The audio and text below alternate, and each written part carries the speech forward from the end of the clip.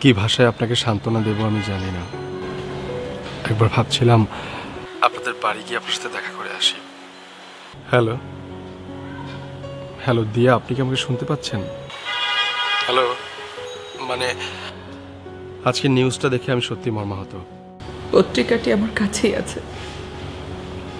জানেন মিস্টার সফল, মানুষের জীবন আকাশের মতো। এই মেঘ, এই বৃষ্টি, আকাশ সারাক্ষণ নীল শাড়ি পরে থাকতে চায়, কিন্তু কালো মেঘের ভেলা এসে সেটা ঢেকে দেয়। মিস দিয়া, মানুষ সৃষ্টির সেরা জীব। Sorry for disturb you. মানুষের জীবন চলার পথে অনেক ধরনের বাধা বিপত্তির সম্মুখীন হতে হয়। মানুষের জীবনে দুঃখ থাকবে, কষ্ট থাকবে, তারপরে তো মানুষ আশায় বুক বাঁধে, তাই না? কিন্তু আমার আশার ভেলা তো মাঝ নদীতে ডুবে গেছে। আমার আশার প্রদীপ তো হঠাৎ নিভে গেছে। আচ্ছা মিস্টার সফল, আপনি বলতে পারেন ক ফোঁটা রক্তে এক ফোঁটা চোখের জল হয়? আচ্ছা মিস্টার সফল, আপনি তো আইনি লড়াইতে অনেক আসামিকে নিরপরাধী প্রমাণ করেন। একবার বলবেন আমার অপরাধটা কি ছিল? কোন পাপের প্রায়শ্চিত্ত আমি ভোগ করছি? কার অপরাধের শাস্তি আমি পাচ্ছি? বলতে পারবেন আপনি? প্লিজ প্লিজ দিয়া, আপনি শান্ত হন। আমি জানি আপনি মানসিকভাবে অনেক আঘাত পেয়েছেন। আপনি ঠিকই বলেছেন, আমি আসলে শারীরিক মানসিক সব দিক থেকে আঘাতপ্রাপ্ত। সরি মিস্টার সফল, আপনাকে আমারও কিছু কথা বলার ছিল, কিন্তু এই মুহূর্তে আমি ঠিক বলতে পারছি না। দিয়া, আপনার সাথে আমারও কিছু কথা ছিল। আপনার সায় পেলে কথাটা না হয় দুদিন পরেই বলি। আপনি কি শুনবেন? জি, বাসায় চলে আসুন একদিন। না না, বাসায় নয়, অন্য কোথাও বলতে চাই। আমাকে বিশ্বাস করতে পারবেন? অন্য কাউকে না হলেও আপনাকে বিশ্বাস করা যায়। কেন? যারা ধ্বংসে নয় সৃষ্টিতে বিশ্বাসী, আপনি তাদের মধ্যে একজন। কবে আসছেন? কোথায়? দূরে কোথাও। ঠিক আছে, থ্যাংক ইউ।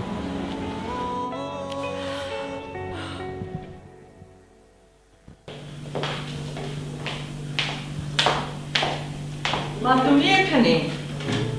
আমিও মনে মনে তোমাকে খুঁজছিলাম। হঠাৎ নাকে ধরতে পড়লো মানে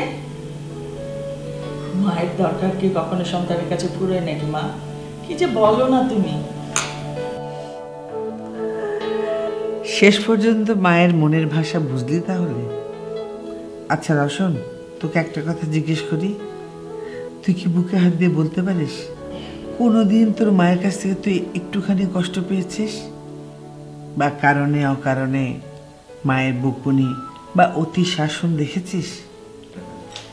হ্যাঁ, এটা ঠিক, একজন মা হিসেবে যতটুকু প্রয়োজন ঠিক ততটুকুই করেছি, তার বেশি কখনো কিছু করেছি বলে আমার মনে হয় না। মা, হায়দারের সাথে যে গরমিল হয়েছিল তাতে তোর সিদ্ধান্তকে আমি প্রাধান্য দিয়েছি। হায়দারের সঙ্গে তোর সংসার করতেই হবে বা হায়দারকে ত্যাগ করতে হবে এমন কোনো সিদ্ধান্ত আমি তোকে তো জোর করে চাপিয়ে দিইনি। মা, তুমি কি বলতে চাও একটু স্পষ্ট করে বলো তো। কিন্তু আমার অসন্ত এত কাণ্ডজ্ঞান মেয়ে না যে আকাশের মেঘ দেখে বলতে পারবে না কখন ঝড় হবে, কখন বৃষ্টি নামবে। বুঝতে পেরেছি, দিয়া তাহলে তোমাকে সবকিছু বলেছে, আমাকে আর নতুন করে কিছু বলতে হবে না। তুই ওকে এভাবে বাধ্য করলি কেন? আচ্ছা মা, তুমি যদি তোমার মেয়ের মঙ্গল কামনা করতে পারো, তাহলে আমি কেন আমার মেয়ের মঙ্গল চাইবো না?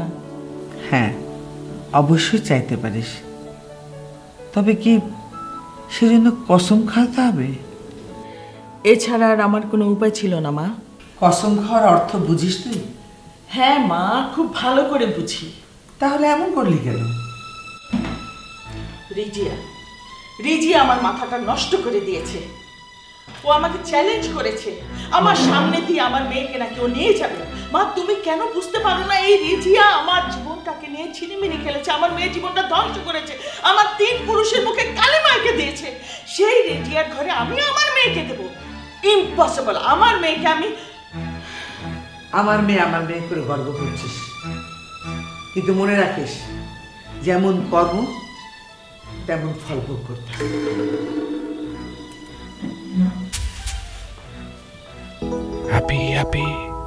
Happy birthday to you. I love you. I love you too.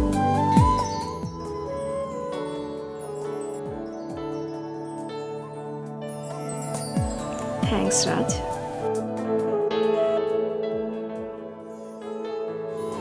কি ভাবছো? তোমাকে। আমাকে নিয়ে ভাববার কি আছে?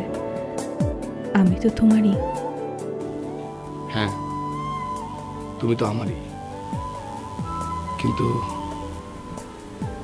কিন্তু কি? তৃষ্ণা কেন মেটে না দিয়া? এত দেখি, এত কথা, তবু তোমাকে দেখার তৃষ্ণা মেটে না কেন? ভালোবাসো যে, ভালোবাসা মানুষকে সারা জীবন তৃষ্ণার্ত রাখে। তুমি? আমি ভালোবাসি তোমাকে, রাজ। জানি, টের পাই। তাহলে কথা দাও, বলো। মৃত্যু যে তারপর, তাও যদি পাই, আমি তাই চাই। চাই না বাঁচতে আমি প্রেমহীন 1000 বছর। কথা দিলাম। যদিও কবিরা বলে গেছেন, যে প্রেমে মিলন হয় না সেই প্রেম স্থায়ী হয়, অমর থাকে। সেই অমরত্ব দিয়ে কি হবে আমার, যে পৃথিবীতে তুমি নেই?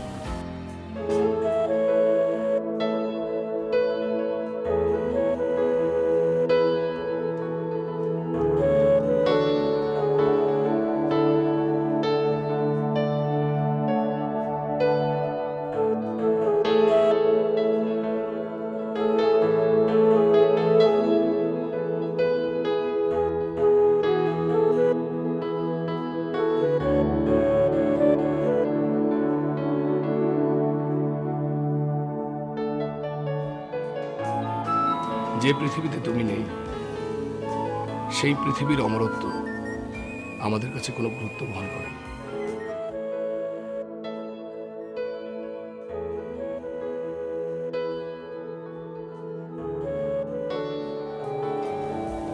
এক জীবনে না, প্রতিবারের জীবনে, প্রতিটা মুহূর্তে আমি শুধু তোমাকে চাই, শুধু তোমাকে।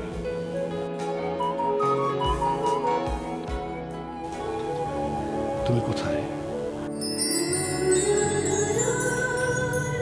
এই যে দেখো, তুমি আমায় ডেকেছো আর আমি তোমার কত কাছে।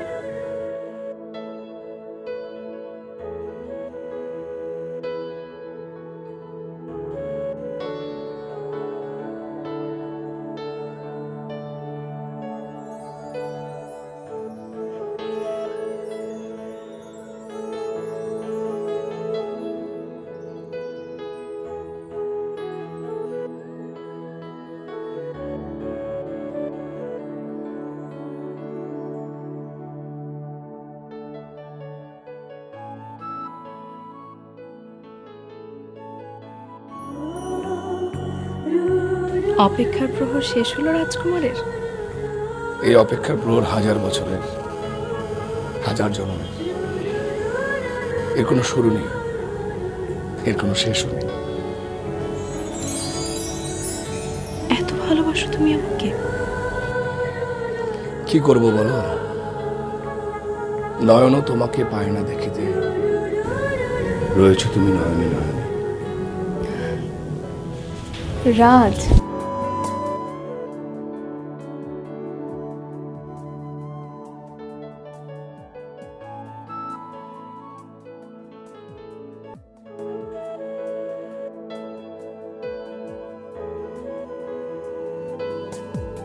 আমার ভীষণ ভয় হয়।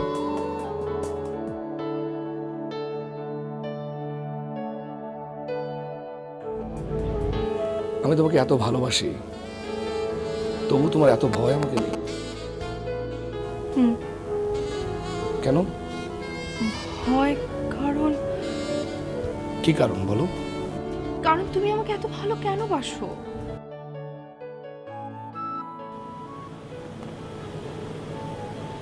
সাগর যেমন নদীকে ছাড়া থাকতে পারে না, চাঁদ যেমন সূর্যকে ছাড়া থাকতে পারে না, ঠিক তেমন করে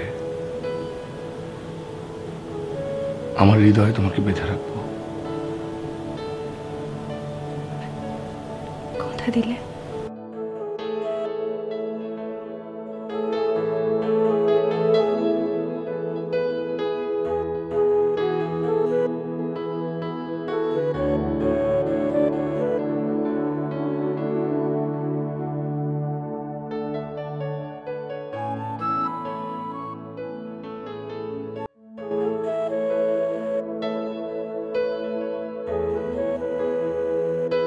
কিন্তু রাজ,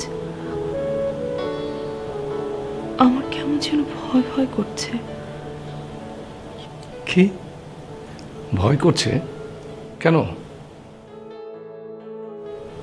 কি জানি, ঠিক বুঝতে পারছি না।